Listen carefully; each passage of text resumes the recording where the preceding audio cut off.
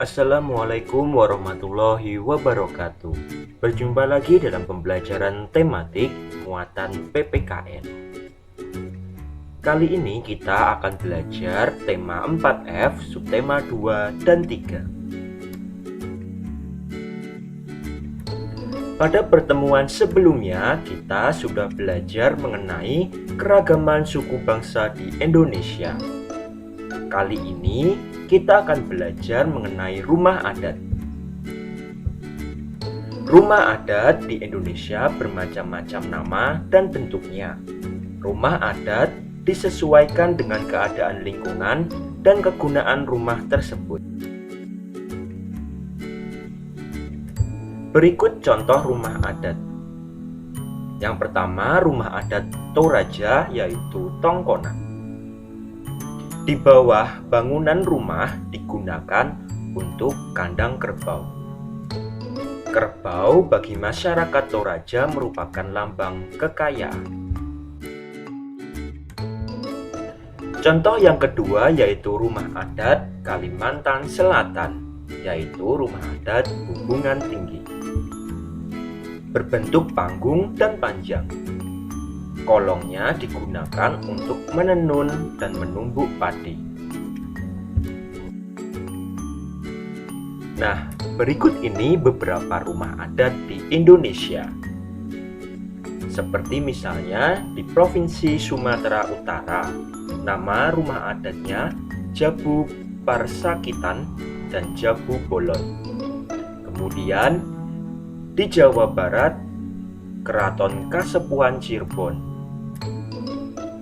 Rumah adat di Papua, Honai dan Kariwari.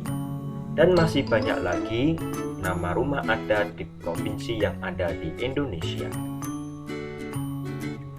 Kalian bisa mencari referensi di buku maupun di internet.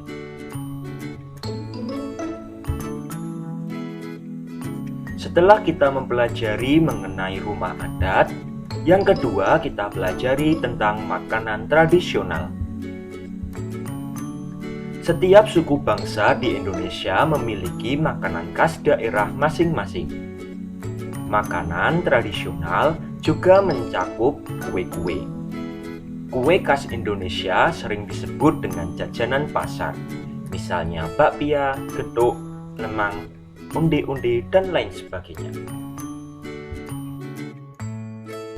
Nah, berikut ini beberapa contoh makanan tradisional di Indonesia. Misalnya, mie Aceh dari Aceh, bika Ambon dari Sumatera Utara, rendang dari Sumatera Barat, gulai ikan patin dari Jambi.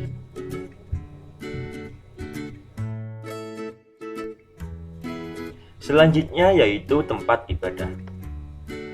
Masyarakat Indonesia terdiri atas pemeluk agama yang berbeda-beda.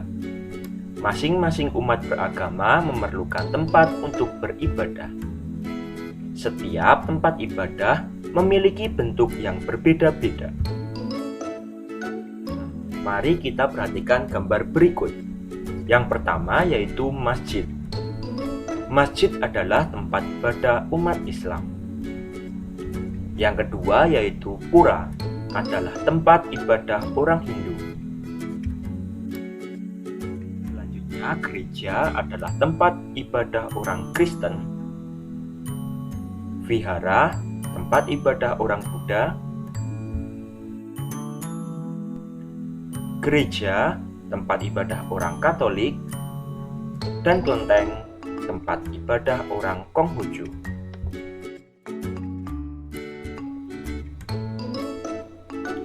Nah, kita lanjutkan mengenai hari raya keagamaan. 6 agama yang diakui di Indonesia masing-masing memiliki hari perayaan agama dan tujuan merayakannya. Hari raya agama yang berkaitan dengan hari perayaan kemenangan dan berkaitan dengan kelahiran orang-orang suci. Misalnya, hari raya Galungan yang dilakukan oleh umat Hindu. Tujuan merayakannya yaitu untuk memperingati terciptanya alam semesta beserta isinya dan kemenangan Dharma melawan Adharma. Nah, dapat diperhatikan dalam tabel berikut ini. Bisa dilihat, agama Islam hari rayanya yaitu Hari Raya Idul Fitri dan Hari Raya Idul Adha. Kristen, Natal, Katolik, Natal, Hindu, Hari Raya Nyepi, Buddha, Hari Raya Waisak, dan Konghucu, Hari Raya Imlek.